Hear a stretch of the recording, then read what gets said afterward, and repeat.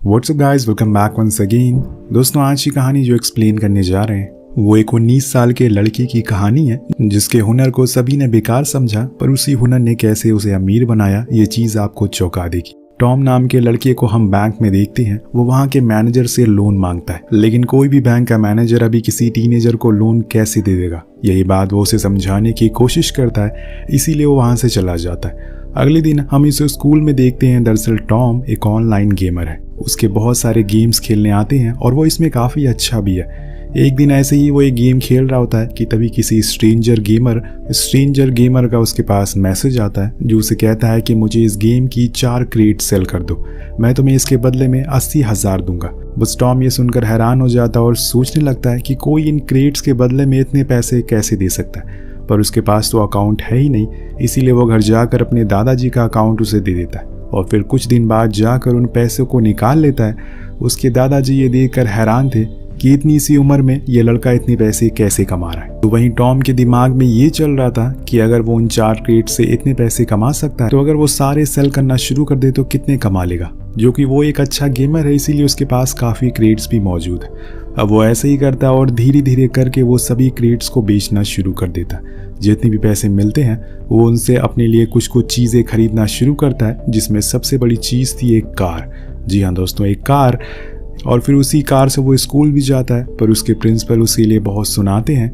लेकिन वहीं उसकी गर्लफ्रेंड सोनिया उससे बहुत खुश होती है, जिसके बाद दोनों ड्राइव पर भी जाते हैं। घर आने पर टॉम का सामना उसके मॉम डैड से होता है, जिनकी फाइनेंशियल कंडीशन बहुत ही ज़्यादा ख़राब है। उन्होंने टॉम की पढ़ाई के लिए लोन्स ले रखे हैं और जब वो उसकी कार को देखते हैं तो भड़क जाते हैं। वो उसे वापस करने को कहते हैं। उसकी माँ उसे पूछती है कि कहीं वो किसी तरह का कोई जुआ तो नहीं खेल रहा है, पर वो उन्हें समझाता है कि वो बस ऑनलाइन गेम खेलता है और उसी से उसने वो पैसे कमाए हैं। और हम देख पाते हैं कि उसके पेरेंट्स की बात का उस पर कोई असर नहीं होता और इसीलिए वो फिर से गेम खेलना शुरू कर देता है। ऐसे ही करते करते कई महीने बीत जाते हैं। अब यहाँ टॉम के आब भाव बदल चुके थे, वो पहले की तरह नहीं रहता था। हम जानते हैं कि जब इजी वे में बहुत सारे पैसे आने लगते हैं तो वो उसी तरह से खर्च भी होते हैं। उसने कुछ दिन पहले ही उसने एंट्रेंस एग्ज़ाम दिया है और उसमें भी वो फेल हो जाता है, लेकिन उसे कोई फ़र्क नहीं पड़ता और अब वो अगले दिन जाकर उस टाइम पर आया हुआ लेटेस्ट PS4 खरीद लेता है।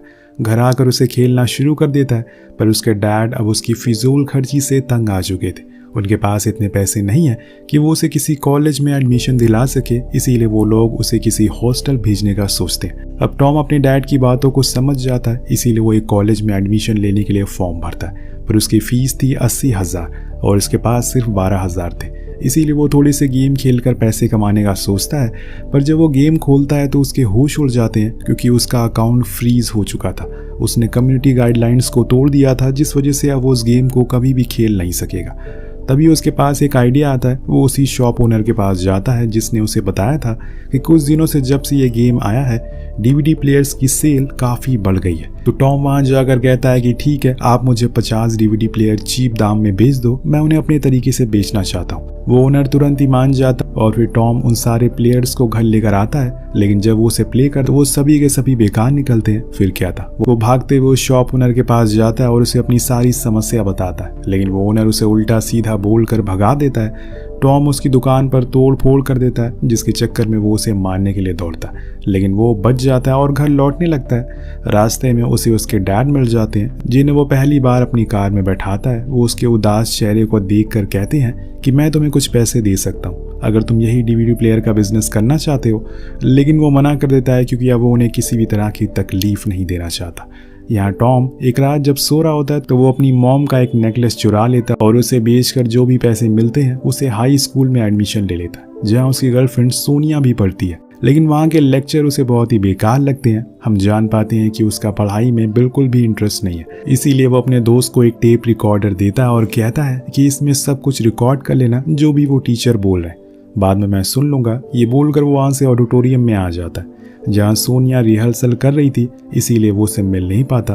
अब वो घर की ओर आता है और रास्ते में उसे एक शॉप दिखती है जिसके अंदर बहुत सारी मशीनें एग्जीबिशन के लिए रखी हुई थी, जो अलग अलग तरह के खाने बना रही थी। उन्हीं में से एक मशीन को खरीद लेता है क्योंकि उसे वो बहुत ही ज़्यादा पसंद आई थी। जब वो घर लाता है तो उसके डैड फिर से उसे बहुत सुनाते हैं क्योंकि इसकी क्या ज़रूरत थी, आखिर वो इसका क्या करेगा। पर टॉम कुछ नहीं बोलता, उसके दिमाग में कुछ और ही चल रहा होता है। अब वो एक रात ऐसे ही सोते हुए सोचता है कि उसे तो कुक करना भी नहीं आता, तो चीज़ें जो उसमें बनती हैं उसे बनाना कैसे सीखेगा। वो फैसला करता है कि वो कल स्ट्रीट फूड की शॉप पर जाएगा और वहाँ देखेगा कि आखिर चाउमीन कैसे बनाई जाती है। वो ऐसे ही करता है, हर स्टेप को अपने फ़ोन में लिखता है और फिर घर आकर उन्हें बनाना शुरू कर देता है। पहली बारी में तो वो उससे बहुत ख़राब बनते हैं, लेकिन दूसरी बारी में जब वो अपने मॉम डैड को ही खिलाता है तो उन्हें बहुत ही ज़्यादा पसंद आता है। यहीं से टॉम की दिमाग की बत्ती जल जाती है, क्यों ना वो इसे बेचना शुरू कर दे, क्योंकि ऐसी मशीन अभी ज़्यादा लोगों के पास नहीं है। सभी हाथ से बनाते हैं, अगर उसे बिक्री होने लगी तो वो अच्छे पैसे कमा सकता है। वो एक जगह को रेंट पर लेता है और जब वो खुद स्कूल होता है तो अपने दादाजी को वहाँ बैठा दिया करता है। लेकिन कई दिन हो जाते हैं, उसकी कोई भी मशीन नहीं बिक, उसका कोई भी सामान नहीं बिकता। दरअसल दोस्तों, टॉम को कारोबार कैसे करना है इसके बारे में कुछ आइडिया नहीं है। इसीलिए कहते हैं कि अगर आपको BMW लेनी है तो ऑल्टो वालों के साथ बैठना छोड़ना होगा। अब वो उस जगह पर जाता है जहाँ दिन में लाखों करोड़ों का सामान खरीदा और बेचा जाता है। वहाँ की चीज़ों को देखकर वो हैरान था। लोग अलग अलग तरह के ऑफर्स बोल रहे थे, वो उन सभी को अपनी किताब में लिख लेता है। हर एक चीज़ को बहुत ही गौर से नोटिस करता है कि आखिर कस्टमर को कैसे अपनी तरफ आकर्षित किया जाए। फिर वापस आकर वो उन सभी चीज़ों को अपनी दुकान पर लगा देता है, पर इसमें भी कोई नतीजा नहीं निकलता। कई दिन बीत जाते हैं, कोई फ़ायदा नहीं होता। इसीलिए टॉम मॉल के अंदर एक स्टॉल रेंट पर लेता है, जिसके लिए उसे ज़्यादा पैसे भी पे करने पड़ते, और वो उसे भी पे कर देता है। कुछ ही दिन के बाद उसके एग्ज़ाम शुरू हो गए थे। अब वो हॉल में बैठा था, लेकिन उसके दिमाग में वही शॉप ही थी कि कैसे बिक्री हुई, क्या कोई लोग आए। तभी उसका फ़ोन रिंग होने लगता है और वो बिना कुछ सोचे समझे उसे पिक करने के लिए चला जाता है। यहाँ उसकी मैम कहती हैं, यहाँ उसकी टीचर कहती हैं कि फ़ोन अलाउड नहीं है, अपना पेपर दो। अब दोस्तों, यहाँ पर टॉम को अपने एग्ज़ाम और अपने बिजनेस में किसी एक को चूज़ करना था, और उसने बिजनेस को चूज़ किया और अपने पेपर को छोड़कर सीधा शॉप पर आ गया, जहाँ वो देखता है कि उसकी दुकान के आगे लोगों की भीड़ लगी हुई है। वो बढ़ती जा रही है और उसे 2 और मशीन लेनी पड़ जाती है। टॉम और उसके दादाजी बहुत ही खुश थे, लेकिन वो कहते हैं ना कि एक रात की कामयाबी सिर्फ एक दिन तक ही रहती है। अगले दिन उनके पास मॉल का मैनेजर आकर बताता है कि आपकी मशीन से निकला हुआ स्मोक मॉल की सीलिंग को खराब कर रहा है, आपको इसको ठीक करना होगा, वरना हमें आपका कॉन्ट्रैक्ट कैंसिल करना होगा। टॉम डर जाता है, पर अब वो क्या करे। अब जब वो लोग वहाँ से चले जाते हैं तो मॉल बंद होने को आ जाता है। तो वो उस जगह को पेंट करना शुरू कर देता है, जिसमें उसकी मॉम भी उसकी मदद करती हैं। अपने बेटे को ऐसे मेहनत करते हुए देखकर वो बहुत ही ज़्यादा खुश होती हैं। उन्होंने कभी इतनी उम्मीद नहीं की थी। लेकिन तभी वहाँ गार्ड आ जाता है, जो उन्हें वहाँ से जाने को कहता है, क्योंकि अब टाइम हो गया है मॉल को बंद करने का। पर टॉम थोड़ी देर और रुकने को कहता है, लेकिन वो गार्ड नहीं मानता, तो वो उसे रिश्वत देकर मनाने को कहता है। लेकिन गार्ड बहुत ही ईमानदार इंसान था। वो उसकी मॉम से कहता है कि आपको अपने बेटे को सिखाना चाहिए कि समय और लोगों की अहमियत क्या होती है। अब ये सुनकर टॉम गुस्से में आ जाता है और वहाँ से जाने लगता है। तब उसकी मॉम उसे एक और झटका देती हैं और बताती हैं कि उसके डैड के ऊपर बहुत ज़्यादा कर्ज आ गया है और इसीलिए उन्हें थाईलैंड जाना पड़ रहा है, और तुम्हें अब इस काम को बंद करना होगा। लेकिन टॉम इनकार कर देता है, पर अपनी मॉम को ऐसे रोते हुए देखकर वो हाँ कर देता है। वो मजबूर हो चुका था। और फिर अगले दिन हम पूरे परिवार को एयरपोर्ट पर देखते हैं, लेकिन अहम समय पर टॉम जाने से मना कर देता है, क्योंकि उसके दिमाग में वही अभी शॉप वाली बात चल रही थी। उसे अपनी ज़िंदगी में कुछ बड़ा करना है और फिर से उस तरह से पैसे कमाने हैं जैसे वो पहले कमाया करता था। इसीलिए वो अपने पेरेंट्स से वादा करता है कि उसकी पढ़ाई जिस दिन ख़त्म हो जाएगी वो उनके पास आ जाएगा। वो मान जाते हैं और अपने बेटे को यहाँ के लिए छोड़कर जाना उन्हें अच्छा तो नहीं लगता, पर वो कर भी कुछ नहीं सकते। अब एक दिन जब चीज़ें ज़्यादा बिगड़ जाती है तो वो मैनेजर आकर उसे कॉन्ट्रैक्ट को कैंसिल कर देता है, क्योंकि इससे उसका मॉल ख़राब हो रहा था। अब टॉम को कुछ समझ नहीं आता। उसकी मुसीबतें अभी कम नहीं हुई थी कि अगले दिन उसके घर पर नोटिस आ जाती है, जिसमें उसे ये घर खाली करना पड़ेगा, क्योंकि उसके डैड ने कर्ज नहीं चुका है और अब वो घर सील हो चुका है। वो परेशान हो जाता है कि अब वो क्या करे। पहले तो उसका बिजनेस गया और अब उसका घर भी। किस मुसीबत में वो पड़ गया। अब इसके बाद से टॉम अकेले रहने लग जाता है, किसी से भी बात नहीं करता, उसकी फैमिली भी उससे दूर है। लेकिन एक दिन उसे सोनिया देख लेती है। वो उसे बहुत सुनाती है कि आखिर तुम मेरे मैसेज का रिप्लाई क्यों नहीं दे रहे हो। टॉम कुछ भी नहीं बोलता, बस रोता रहता है। वो बिल्कुल अकेला पड़ गया था और उसको गले से लगा लेता है। दोनों ही कार में थोड़ी देर साथ में घूमते हैं। यहाँ सोनिया चाइना टाउन से सी बीड नाम की स्ट्रीट फूड लेकर आती है, जो टॉम जब खाता है और जब टॉम उसे खाता है तो उसे बहुत पसंद आता है। वो उसे पूरा खा लेता है और इसी दौरान उसे एक नया आइडिया आता है कि अभी ये स्ट्रीट फूड उसके शहर तक नहीं आया है, वो उसे बेचकर अच्छे पैसे कमा सकता है। इसीलिए वो अपने पहले वाली मशीन को बेच देता है और उसके बदले में सी बीट बनाने वाली मशीन को खरीद लेता है। पर सबसे बड़ा टास्क था उस सी बीट के टेस्ट को मैच करना। उसे खुद उसे बनाकर वैसा टेस्ट लाना होगा, तभी बात बनेगी। वो बहुत ही ज़्यादा कोशिश करता है, उसके दादाजी भी उसकी बहुत मदद करते, लेकिन कुछ सफलता नहीं हासिल होती। अब एक रात बहुत बारिश होती है और टॉम कॉलेज से घर आकर देखता है तो उसके दादाजी ज़मीन पर गिरे पड़े थे। दरअसल उनका पैर स्लिप हो गया था और वो फौरन उन्हें हॉस्पिटल लेकर जाता है और गॉड से प्रे करता है कि उन्हें कुछ भी ना हो। शुक्र है कि उनकी जान बच जाती है, पर जब तक वो ठीक नहीं हो जाते अब सारा काम उसे खुद ही करना पड़ेगा। लेकिन अभी भी उसके हाथ कामयाबी नहीं लगी है। वो हिम्मत नहीं हारता। अब उसने जितनी भी सी बीट्स लाई वो सब रात के बारिश के पानी में भीग गई थी, पर वो प्लास्टिक में थी, इसीलिए उसके अंदर पानी नहीं गया था। टॉम उन्हें भी फ्राई कर देता है, क्या पता कुछ हो जाए। जब बारी आती है टेस्ट करने की तो उसके होश ही उड़ जाते हैं, क्योंकि वो सेम वैसे ही टेस्ट कर रहा था और वो समझ जाता है कि सी बीट को बनाने के लिए सबसे इम्पोर्टेंट चीज़ होती है नमी, और जो उसे बारिश की पानी से मिली थी उसे पूरा खेल समझ आ गया था, जिसके बाद वो परफेक्ट बन सकता है। अब ये बात वो अपने दादाजी को बताने के लिए जाता है और उन्हें वो खिलाता भी है, जो कि उन्हें बहुत पसंद भी आती है। फिर क्या था दोस्तों, वो फिर से उसी मॉल में स्टॉल लगा लेता और इस बारी वो घर से बना कर ले जाता है ताकि कोई भी स्मोक ना हो। धीरे धीरे करके उनका प्रोडक्ट अब बिकना शुरू हो गया था। सभी को ये कुछ नया लगता है और उन्हें वो पसंद भी आता है। अब टॉम का एक ही लक्ष्य था कि वो किसी भी तरह से अपने डैड का वो लोन चुका दे। तभी उसके पास उसकी मॉम का फ़ोन आता है, जो उसे पूछती है क्या वो स्कूल जाता है, तो वो उनसे झूठ कहता है कि हाँ। फिर वो अपने डैड से पूछता है कि आपका कितना लोन है। उसे लगता है कि शायद वो 1 या 2 मिलियन होगा, लेकिन वो बताते हैं कि वो पूरे 40 मिलियन बक। अब ये सुनकर टॉम के होश उड़ जाते हैं कि इतने पैसे इकट्ठा करने में उसकी पूरी उम्र निकल जाएगी। घर आकर वो उदास होकर गाने सुनने लगता है और तभी उसकी रेडियो की बैटरी खत्म हो जाती है, तो उसे लेने के लिए स्टोर पर जाता है, जहाँ पर उसे पॉलीथीन पर 7-Eleven नाम की कंपनी का लोगो दिखता है, जो कि बहुत ही बड़ी कंपनी थी और उसके स्टोर पूरी दुनिया में मौजूद थे। टॉम सोचता है कि अगर उसने किसी भी तरह से इस कंपनी से बात कर ली तो उसका ये प्रोडक्ट पूरी दुनिया में बेचा जा सकता है और तब वो उस लोन को भी चुका सकेगा।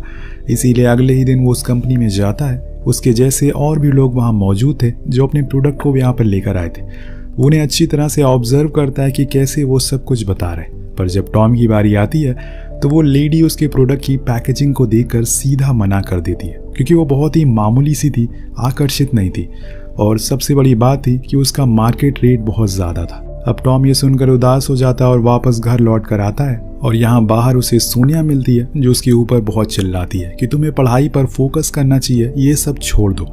लेकिन टॉम उसे जाने को कहता है, यहाँ तक कि ये भी बोल देता है कि वो उसकी मर्जी से जीना नहीं चाहता। उस दिन के बाद से उन दोनों में दूरियां आ जाती है। उधर टॉम के सर पर जुनून सवार था, किसी भी तरह से उसे अपने प्रोडक्ट को दुनिया तक पहुंचाना था और वो सीधा पहुंचता है एक पैकेजिंग कंपनी के पास और अपने हिसाब से पैकेजिंग बनवाता है जो कि यंगस्टर को अट्रैक्ट करे और फिर से उसी कंपनी में वापस जाता है उसी पैकेट को लेकर। पर दोस्तों, सुबह से शाम हो जाती है, कोई भी उसे रिस्पॉन्स नहीं मिलता। वो समझ जाता है कि वो लोग उसे पसंद नहीं करते, इसीलिए वो अपने सारे सी बेड को वहाँ के लिफ्ट में छोड़कर चला जाता है। लेकिन वो कहते हैं ना कि दोस्त की ऊपर वाला भी उन्हीं का साथ देता है जो कोशिश करते हैं। उस ऑफिस के एम्प्लॉय को वो पैकेट मिल जाते हैं, जिससे जब वो टेस्ट करते हैं तो वो हैरान हो जाते हैं, क्योंकि इतना अच्छा टेस्ट उन्होंने आज तक कभी नहीं किया था। लास्ट में वो लेडी भी उस लिफ्ट में जाती है तो उसे वो पैकेट बचा हुआ मिलता है, जिसको खाने पर उसे समझ आता है कि इस प्रोडक्ट में वाकई दम है और तुरंत ही अपने कलीग को कहकर टॉम के साथ अगले दिन मीटिंग फिक्स कर देती है। नेक्स्ट डे सुबह सुबह टॉम 7-Eleven के ऑफिस पहुंचता है। उन सभी एजेड लोगों के बीच में वो एक लौता 19 साल का लड़का बैठा हुआ था। बस फर्क इतना था कि वो एक कंपनी का CEO है और अब वो यहाँ पर काम करने वाले लोग, मैनेजर उसे बताती है कि हमें तुम्हारा प्रोडक्ट टेस्ट करा, वो बहुत ही अच्छा है और हम चाहते हैं कि तुम एक महीने में 70,000 पैकेट तैयार करो, क्या तुम कर सकोगे? अब टॉम हैरान हो जाता है और हाँ कर देता है। फिर वो कहती है कि ठीक है, कल हमारी टीम तुम्हारी फैक्ट्री देखने आएगी और इंस्पेक्शन करेगी कि सारे रूल्स तुम फॉलो कर रहे हो या नहीं, और उसके बाद हम आगे का सोचेंगे। अब टॉम को अपने घर के पीछे वाले बैकयार्ड में ही ये बनाता था, उसके पास कोई भी फैक्ट्री नहीं थी और इसीलिए वो लोन लेने के लिए बैंक जाता है और ये सीन वही होता है जो हमने कहानी की शुरुआत में देखा था। उसकी कम उम्र की वजह से उसे लोन नहीं मिलता, इसीलिए टॉम अपनी कार को बेच देता है और फिर एक दुकान को रेंट पर लेता है। वहाँ सब कुछ फिट कर देता है, पूरी फैक्ट्री। उसी दिन वो स्टेशन से लौट रहा होता है कि तभी वहाँ पर सोनिया दिखती है। अब वो उसे बात करने के लिए जाता है, लेकिन तभी वो देखता है कि वो किसी और लड़की के साथ, इसीलिए वो वापस आ जाता है और उसका दिल टूट गया था। लेकिन अब उसका पूरा फोकस उसके बिजनेस पर था। अब उसी दिन वो टीम उसकी फैक्ट्री को चेक करने के लिए आती है। उन्हें कुछ खामियां तो दिखती है, जैसे लाइट के कॉर्नर पर सही से कवर नहीं था और सीवेज सिस्टम सही नहीं था। लेकिन वो कहते हैं कि तुम इतनी छोटी उम्र में इतना कुछ कर रहे हो, शायद हमारी हेड इस चीज़ को देखकर तुम्हें कॉन्ट्रैक्ट दे दे।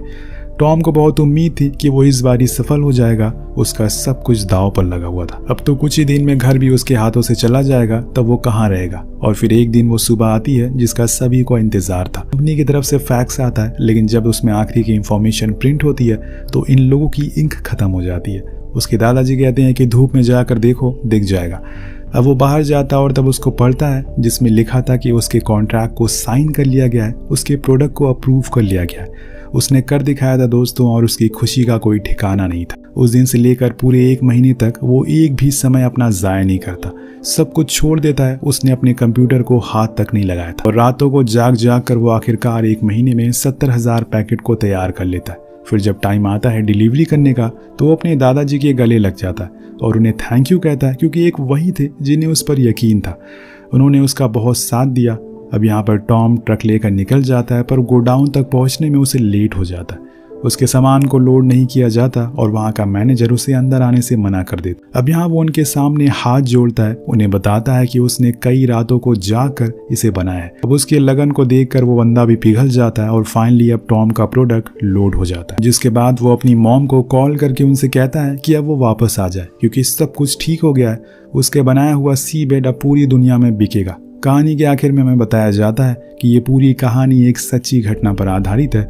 आज भी टॉम अपने परिवार के साथ उसी घर में रहता है। उसने वो 40 मिलियन का लोन भी चुका दिया और 2 साल बाद उसका प्रोडक्ट इतना ज़्यादा हिट हुआ कि उसे 2700 एम्प्लॉय को हायर करना पड़ा, क्योंकि अब वो 27 कंट्री में अपने सी बेड को बेचता है। टॉम को हम बिजनेस क्लास में ट्रैवल करते हुए देखते हैं और जहां वो अब बिलियनर बन चुका है। वो हम सभी से कहता है कि जब भी आप किसी भी मुसीबत में पड़े, किसी प्रॉब्लम में पड़े, तो उसे सॉल्व करने की कोशिश करें। अगर आपने गिव अप कर दिया तो गेम ओवर। वेल, इसी के साथ ही कहानी यहीं खत्म हो जाती है। मिलते हैं अगली वीडियो में। Peace out.